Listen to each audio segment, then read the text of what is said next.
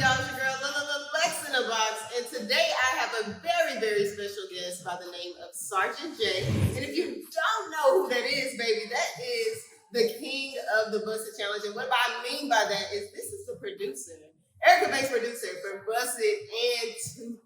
All right? That's super dope. How you doing? Great. Yay! I'm good. You can cuss. You can cuss. Okay. I'm gonna try to limit it, but if I slip up, I ain't gonna feel so bad. Yeah, don't feel bad. Just be yourself. I want you to be comfortable. Okay, cool. Well, I'm so happy to have you. I want to say congratulations on all the success. You are really doing your thing. Yeah, appreciate it. Of course. Now let's just dive into it. You ready? We're gonna start from the beginning until where we are now.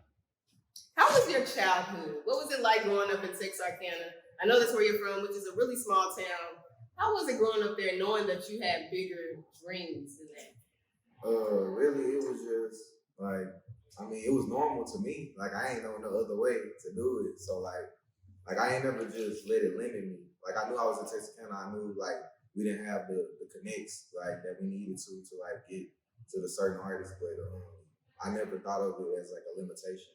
So I already knew like I was gonna go to college, meet people there, and then just go from there. That's awesome. Now you did start off with drumming. Yep. You were a drummer. Yep. And then you went into you still drum.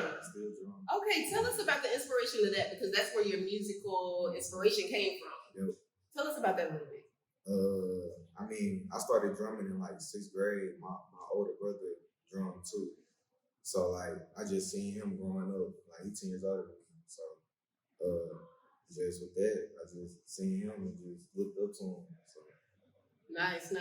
Now I know your brother was a really big influence with you growing up. Yeah. You know, he was a producer and you grew to be one, of course. Yeah. But you started off rapping. Can you talk about the transition from rapping to producing? It was easy because like with me rapping, like I found out like producing really what I wanted to do.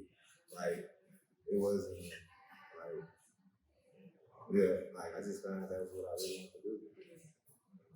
And it kind of grew from there. Mm-hmm. Gotcha. Okay. Now, let's talk about how I saw a video of you on YouTube. You were super young, but you were producing for Beat King. Yep. How did that even come about, and how did that make you feel at such a young age? It was just, I don't even know how to explain it. Like, it just felt good. Like, because Beat King was one of my favorite artists when I met him. Like, the time I met him, like, that nigga was one of my favorite artists. So just to begin working with him at a young age, just like for him to see the talent in me at that young was like wow. Like, and I definitely, like that definitely kept me going. Right. Like, cause I already knew people had high expectations of me. Of course. Now, how did you even land that opportunity? Beat King is such a huge artist, especially here in the South. You know, he's the turn up god. You know, how did you land that opportunity at such a young age? Because my older brother, he's a DJ. Like a lot of these questions, like, is he gonna have something to do with it? Because he is he still doing his thing now? Yeah, he's still doing his thing. He got shout out to Big Bro. Sergeant B. Sergeant B. But like with him, I think B King had a show. He had a flat, so my brother, he got his car towed, and my brother picked him up and brought him to his house, and then I came over and played some beats. We just was locked in ever since then. The rest is history. Yep. It's crazy how certain situations happen, you know? It all be fake, for real. No, seriously. I definitely agree with that. Now let's talk about how you went to college at Texas A&M Commerce and you met Erica Banks there. Yeah. How did you lock that in? Was she rapping then when you met her? Or? Yeah, she was already rapping. But I met her like after she dropped something on Twitter. She dropped a freestyle to this song by Tyler called Taste. And I had saw that. Then the next time I saw her on campus, I went up to her and then just told her I made beats. And then we just worked ever since then. She came over the same day. We just started working. Okay, you said you just approached her and, the same day y'all just started working. Can you talk about a little bit to the people who are inspiring producers? Can you talk about how you just put yourself out there and asked her? Was there any fear before you approached her? Or actually, was there? Not with me, because I actually DJ'd on campus before. So like I knew Erica, but like, you know what I'm saying? I didn't know her. Mm-hmm. So like like I knew her like just from being like her partying and stuff, like seeing her at parties, you know what I mean? But like I didn't know her personally, and like I had mutual friends and stuff. Okay, so there was no fear behind it. No, it wasn't no fear. It was more just like whatever happens, happens. If she say no, like that's just the only thing she could say is just no, which I don't see a point why she would. So we was just working. Nice. So she probably already knew of you at that moment. I mean, I don't know, but she probably did. I mean, I DJ'd on campus. She probably didn't know my name, but like she knew who I was, like for what I did. She knew I was involved in music, I think. Nice. Yeah, you have to make it think. Okay, sweet. So you meet Erica Banks at Texas A&M Commerce. How many years are y'all there before stuff just starts taking off? You talking about after I meet her? After you meet her. She was only there like the rest of that year, and then she stopped going. But I stayed there for 2 years afterwards, and then stuff started popping. She was already like full-time pursuing rap when everything popped off. But I had to actually come out of school to like go ahead and finish pursuing this. Nice. Now I personally love Mama Banks. She is my girl. I love her. Okay. Yeah. She recently posted something on her Instagram, and it was about you and another guy that is with you, who is now, what's his name? Dodo. Yeah. What's up, Dodo? Yes. Okay. So basically, she was telling the story of how Erica Banks went to Texas A&M Commerce, and she got signed to 1501 Certified Entertainment, and she basically brought y'all along with her and said, hey, can I still have my same producers? Yeah. And of course you're like, hell yeah. You know, they're like, hell yeah. And you're like, dope. Like, I think it's amazing that she still reached back out and didn't forget about the people who helped her. Yeah, 1501 was super receptive. Yeah. Like, when we came in, like, it was like full integration with both systems. Like, we was all open, and that's why it worked the way it did for real, because like everybody on the team had good karma coming towards them, because everybody worked, you know, towards what they had going. So. Nice. And everybody had good energy, good vibes. For real. That part. I think that is so awesome. Now we talk about Busted. We've had Busted go to the billboards. Okay, it is number one right now. It's number one right now on the Billboard Thriller charts right now. I mean, it's still on there. It's still going and going up. Not even going, but going up. And I think that's a huge deal. How do you feel about Nelly approving the track? I feel good. I mean, sir. That's loud, you know what I mean? It's like confirmation, like that we did what we were supposed to do on it. Like that track is a unique sounding track. We didn't rely on him, you know what I mean? Like we all brought, you know, our certain elements to the table. Like it was all needed, you know what I mean? So that's loud to see him, you know, that confirmation. That part. I mean, you did what you had to do. Yeah, for real. You had everybody. Everybody did. Everybody did what they needed to do. You had everybody dropping it now. Now, my knee's not strong enough, so I didn't do it, but you had everybody dropping it. For sure. Now, speaking of the Busted Challenge, okay, you've also had, you've seen Tracy Ellis Ross do this. You've seen Gabrielle Union do this. I mean, so many celebrities. Can you believe that this is your beat? You've produced this. Can you believe it? I can believe it because I've been working so long towards it. Like it was gonna come eventually. Like I knew it. Like, and I just stayed in the race. That's what a lot of people don't do. They don't stay in the race, so they can't get to they end all be all. You know what I mean? And I'm not saying this is my end all be all, but this is me going towards the goal that I'm trying to get to. And it's a big step towards it. So definitely.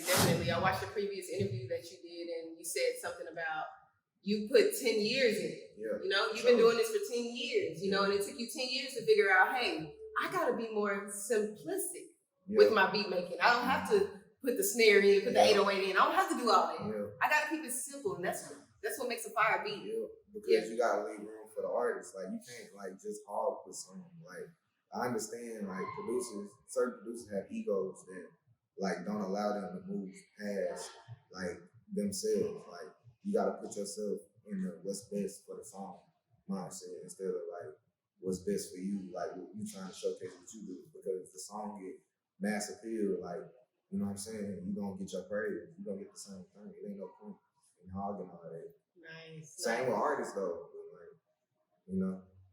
You seem like an introvert, and I'm sure Yeah, there I am. are plenty of introvert producers out there, you know, or inspiring producers out there. What Yeah. advice do you have for them as far as going for the goal, you know, reaching their dreams? You know, do you have to go to every party to make it, or can you don't just have to show face? But I ain't gonna lie, I was in parties. Like that's what people like. I kind of seem like an introvert, but I am to a certain extent. Like I did what I always did what I needed to do. Like I wasn't like that introverted to where I couldn't do what I needed to do.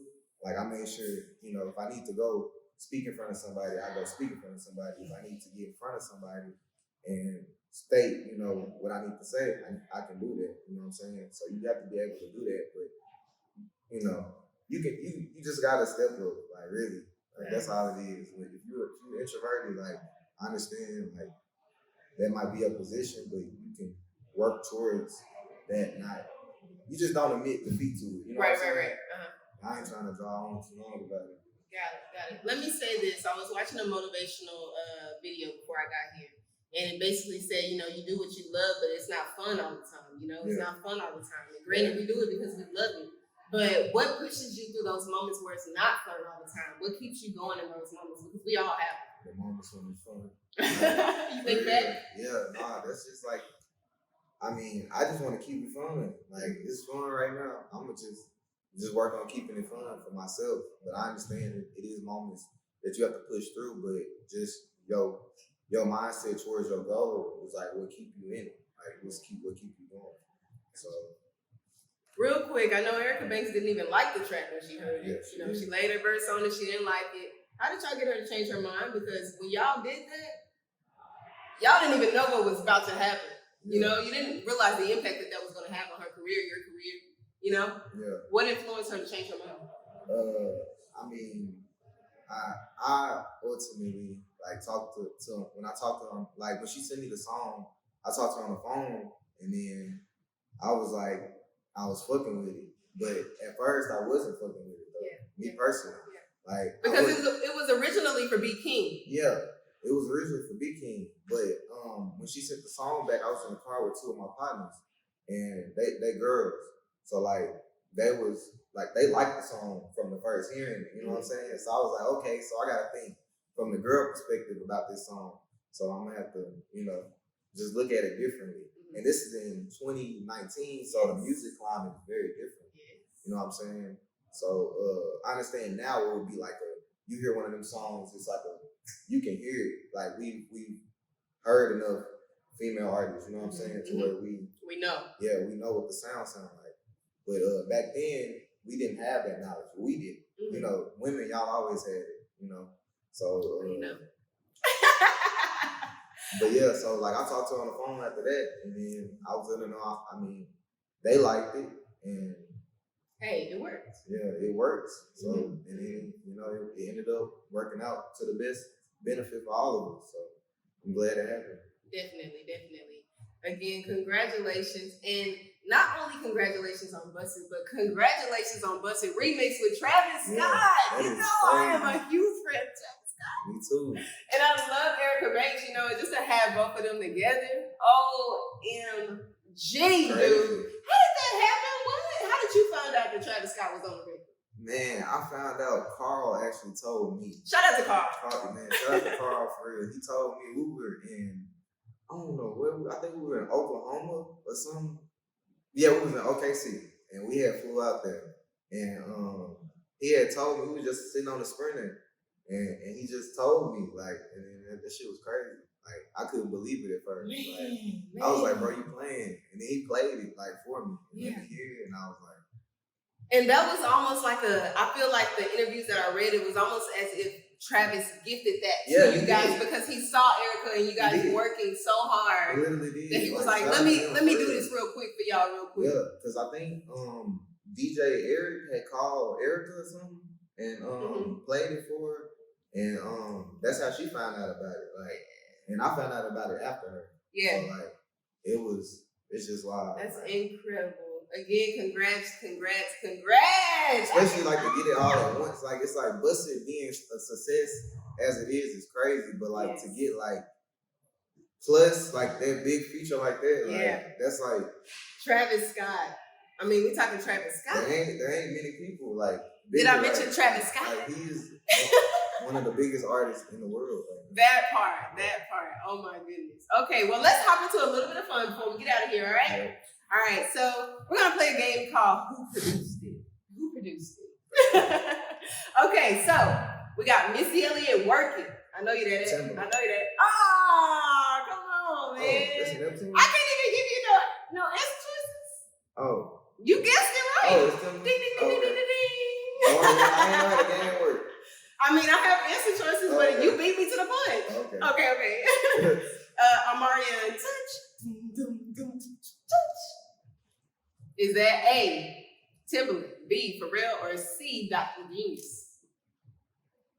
That should be Timberland.